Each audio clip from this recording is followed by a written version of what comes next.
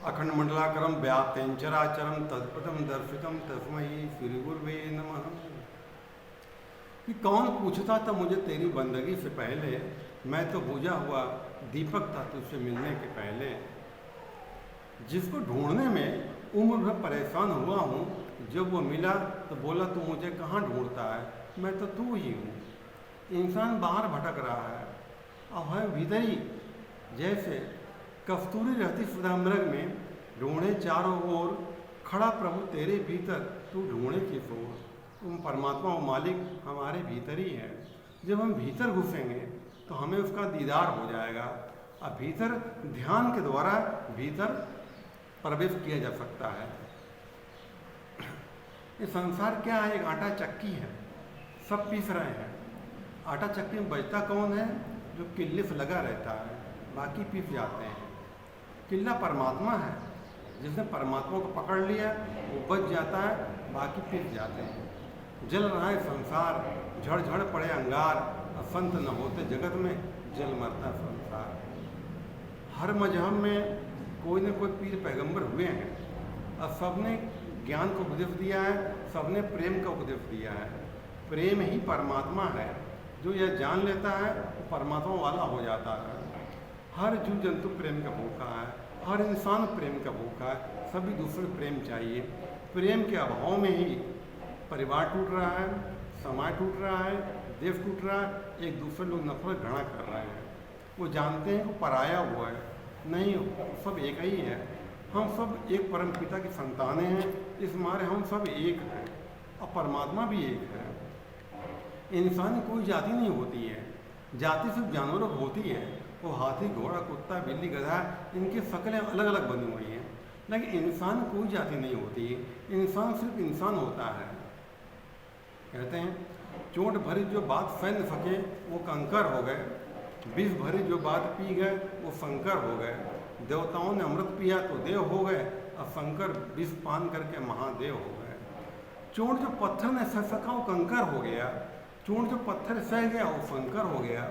देवताओं ने अमृत पिया तो देव हो गए, और शंकर विष पान करके महादेव हो गए। एक मूर्तिकार होता है, एक पत्थर को हथौड़ी छीनी से मार रहा होता है। उसमें अगर पत्थर टूट जाता है तो बिखर जाता है, फेंक देता है उसको, लेकिन जो चोट पत्थर सह लेता है वो लोग उसकी पूजा करने लगते हैं कि जीवन में जो दुख आए वो सह लो।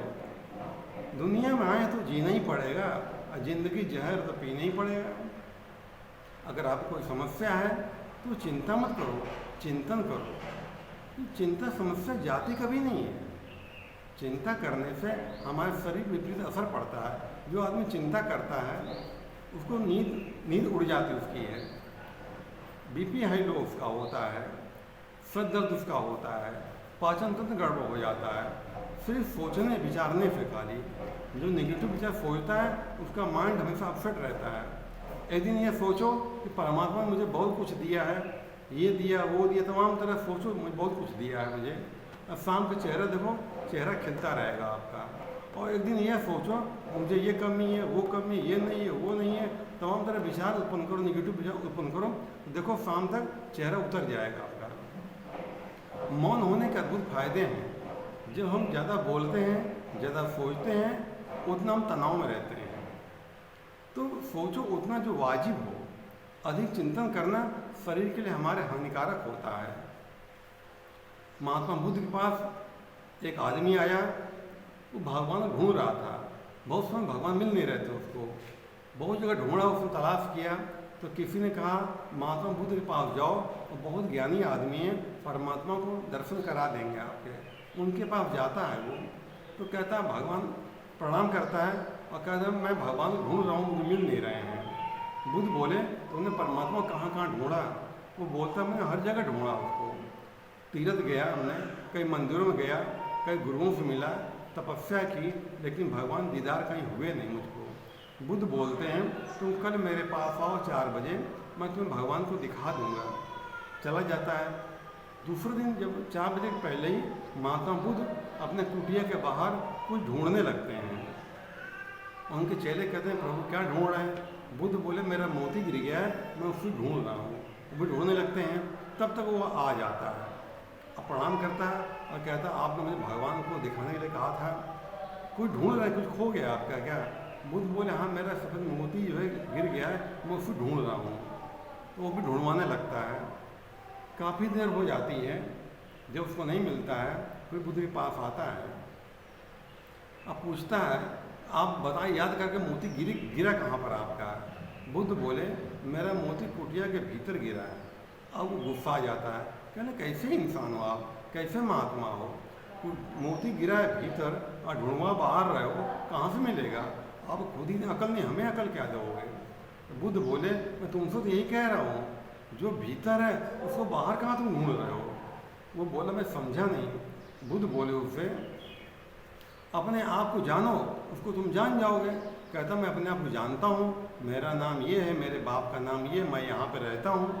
बुद्ध बोले अपने आप को जानो। वो कहते हैं मैं समझा नहीं, खुल कर बताइए। बुद्ध बोलते हैं इस समय तुम्हारे सबसे करीब कौन है? वो बोलता है मेरे करीब आप मेरे हैं। बुद्ध बोले हमसे करीब कौन है? तो वो कहता हवा चल रही है। फिर बोले बुद्ध हवा से करीब तुम्हारे कौन है? बोलता है मेरे कपड़े हैं। बुद्ध बोले कपड़े से करीब तुम्हारे कौन है? कहता है मेरा शरीर है। फिर बोले तुम्हारे शरीर करीब तुम्हारे कौन है? थोड़ी देर चुप रहता, सोचता है, फिर सोचता मेरी सांसें चल रही हैं। फिर बुद्ध बोले तुम्हारे सांस करीब तुम्हारे कौन है? सांस करीब कौन है? तो थोड़ी देर चुप रहता है और सोचता सांस करीब कौन है? तो महसूस करता है कह मेरी धड़कन मेरी चल रही है, अगर सांस रोक दो तो धड़कन चलती रहती है। फिर बुद्ध बोले तुम्हारा धड़कन तुम्हारे करीब कौन है? तब जब आंख बंद किया घुसा उसमें, कहता मैं ही तो हूँ, जिसको ढूंढ रहा हूँ मैं ही तो हूँ। तो जिसको ढूंढने में उम्र परेशान होता है और जो मिलता है तो वही है, वो है जो मुझ में है वो तुझ में है, उसमें कोई भेद नहीं है। इसलिए सभी से प्रेम करें, प्रेम देंगे प्रेम मिलेगा। जो जैसे जिसको देता है वो वैसे ही उसको वापस मिल जाता है। अब ब्याह से प्रकृति हमको वापस कर देती है।